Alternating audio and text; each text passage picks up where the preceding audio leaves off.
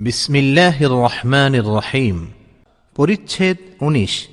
ইসলাম গ্রহণ যদি খাঁটি না হয়, বরং বাহ্যিক আনুগত্য প্রদর্শনের জন্য বা হত্যার ভয়ে হয়, তবে তার ইসলাম গ্রহণ মহান আল্লাহর এ বাণী অনুযায়ী হবে।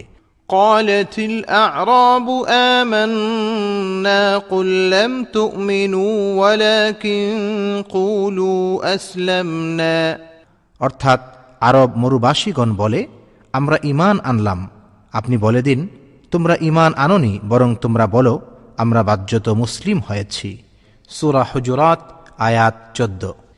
আর ইসলাম গ্রহণ খাঁটি হলে তা হবে আল্লাহ তাআলার এ বাণী অনুযায়ী। إن الدين عند الله الإسلام। নিশ্চয়ই ইসলাম আল্লাহর নিকট একমাত্র দিন।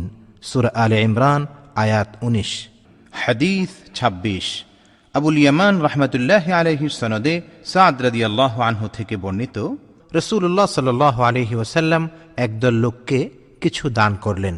সাদ রাদিয়াল্লাহু আনহু সেখানে বসেছিলেন। সাদ রাদিয়াল্লাহু আনহু বলেন, রাসূলুল্লাহ সাল্লাল্লাহু আলাইহি ওয়াসাল্লাম তাদের এক ব্যক্তিকে কিছু দিলেন না। সে ব্যক্তি আমার কাছে তাদের চেয়ে অধিক পছন্দনীয় ছিল। তাই আমি বললাম, ইয়া রাসূলুল্লাহ, অমুক ব্যক্তিকে আপনি বাদ দিলেন কেন? আল্লাহর কসম, আমি তো তাকে মুমিন বলেই জানি। তিনি বললেন, মুমিন না মুসলিম। তখন আমি কিছুক্ষণ চুপ থাকলাম। তারপর আমি তার সম্পর্কে যা জানি তা প্রবল হয়ে উঠল। তাই আমি আমার বক্তব্য আবার বললাম, আপনি অমুককে দানের ব্যাপারে বিরত রইলেন? আল্লাহর কসম, আমি তো তাকে মুমিন বলেই জানি। নবীজি বললেন, না, মুসলিম। তখন আমি কিছুক্ষণ চুপ থাকলাম। তারপর আমি তার সম্পর্কে যা জানি তা প্রবল হয়ে উঠল। তাই আমি আমার বক্তব্য আবার বললাম। রাসূলুল্লাহ সাল্লাল্লাহু আলাইহি ওয়াসাল্লাম আবারও সেই জবাব দিলেন।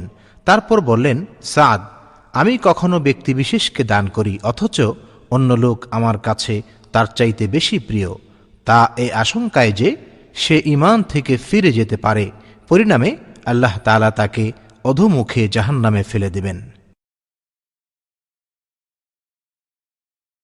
পরিচ্ছেদ ২০। সালামের প্রচলন করা ইসলামের অন্তর্ভুক্ত। হযরত আম্মার রাদিয়াল্লাহু আনহু বলেন, তিনটি গুণ যে আয়ত্ত করে সে পূর্ণ ঈমান লাভ করে। ১. নিজ থেকে ইনসাফ করা। ২. বিশ্বে সালামের প্রচলন করা। ৩. অভাবগ্রস্ত হয়েও দান করা। হাদিস ২৭। কুতাইবা রাহমাতুল্লাহি আলাইহির সনদে আব্দুল্লাহ ইবনে আমর রাদিয়াল্লাহু আনহু থেকে বর্ণিত, এক ব্যক্তি রাসূলুল্লাহ সাল্লাল্লাহু আলাইহি ওয়াসাল্লামকে জিজ্ঞাসা করল, ইসলামের কোন কাজ সবচাইতে উত্তম? তিনি বললেন, তুমি লোকদের আহার করাবে এবং পরিচিত অপরিচিত নির্বিশেষে সকলকে সালাম বলবে। পরিচ্ছেদ ২১। স্বামীর প্রতি অকৃতজ্ঞতা। আর এক কুফর অন্য কুফর থেকে ছোট। এ সম্পর্কে রাসূলুল্লাহ সাল্লাল্লাহু আলাইহি ওয়াসাল্লাম থেকে আবু সাঈদ খুদরি রাদিয়াল্লাহু আনহু এর সূত্রে হাদিস বর্ণিত আছে। হাদিস ২৮। আব্দুল্লাহ ইবনে মাসলামা রাহমাতুল্লাহি আলাইহির সনদে আব্দুল্লাহ ইবনে আব্বাস রাদিয়াল্লাহু আনহুমা থেকে বর্ণিত, তিনি বলেন, নবী করিম সাল্লাল্লাহু আলাইহি ওয়াসাল্লাম ইরশাদ করেন, আমাকে জাহান্নাম দেখানো হয়। আমি দেখি তার অধিবাসীদের অধিকাংশই স্ত্রীলোক, কারণ তারা কুফরি করে। জিজ্ঞাসা করা হলো, তারা কি আল্লাহর সঙ্গে কুফরি করে? তিনি বললেন, তারা স্বামীর অবাধ্য হয় এবং ইহসান অস্বীকার করে। তুমি যদি দীর্ঘকাল তাদের কারো প্রতি ইহসান করতে থাকো, এরপর সে তোমার সামান্য অবহেলা দেখলেই বলে, আমি কখনো তোমার কাছ থেকে ভালো ব্যবহার পাইনি। পরিচ্ছেদ ২২। পাপ কাজ জাহিলি যুগের স্বভাব। আর শিরক ব্যতীত অন্য কোনো পাপে লিপ্ত হওয়াতে ওই পাপীকে কাফির বলা যাবে না।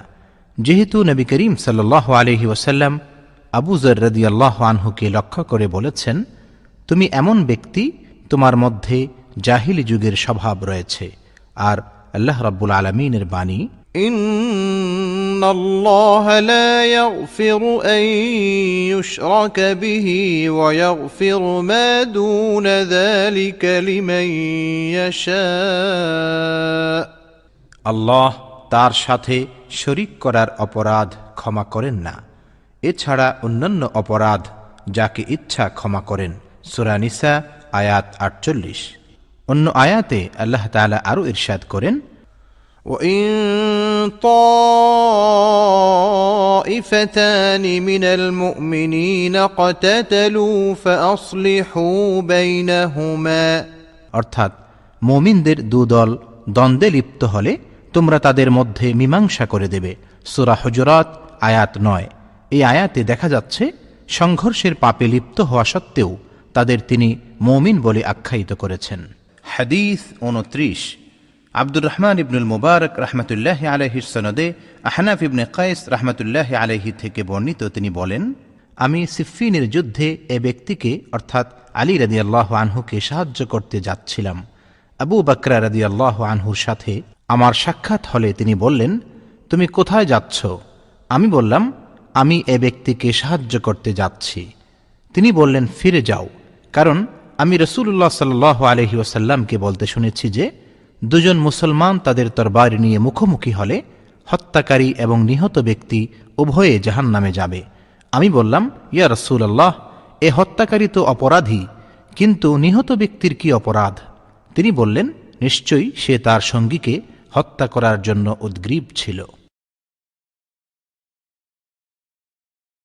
হাদিস 30, সুলাইমান ইবনে হারব রহমতুল্লাহ আলাইহির সনদে মারুর রহমতুল্লাহ আলাইহি থেকে বর্ণিত আছে, তিনি বলেন, আমি একবার রাবাজা নামক স্থানে আবু যর রাদিয়াল্লাহু আনহুর সাথে সাক্ষাৎ করলাম। তখন তার পরনে ছিল একজোড়া কাপড়, লুঙ্গি ও চাদর, আর তার চাকরের পরনেও ছিল ঠিক একই ধরনের একজোড়া কাপড়। আমি তাকে এর সমতার কারণ জিজ্ঞাসা করলাম। তিনি বললেন, একবার আমি এক ব্যক্তিকে গালি দিয়েছিলাম এবং আমি তাকে তার মা সম্পর্কে লজ্জা দিয়েছিলাম। তখন রাসূলুল্লাহ সাল্লাল্লাহু আলাইহি ওয়াসাল্লাম আমাকে বললেন, আবু যর, তুমি তাকে তার মা সম্পর্কে লজ্জা দিয়েছ।